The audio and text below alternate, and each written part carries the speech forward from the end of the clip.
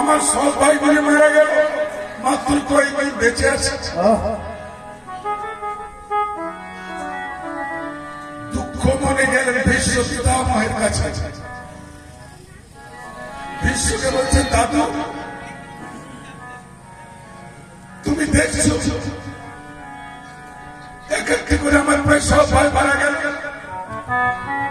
তুমি কিছু করো, আমি তোমাকে খেতে দিচ্ছি, এমনি এমনি খেতে দিবি, তোমাকে কিছু করতে হবে। দেখুন, সবচেয়ে বড় খোটা হলো খাবার খোটা। কেউ কাউকে যদি খেতে দেন বলে আমি তোমাকে খেতে দিচ্ছি, মনটা কেমন হয় বলবো? বিশ্বজিৎ পিতা মনে মনে চিন্তা করলেন, আমি পাপের অন্ন খেয়েছি, কিছু করতে হবে।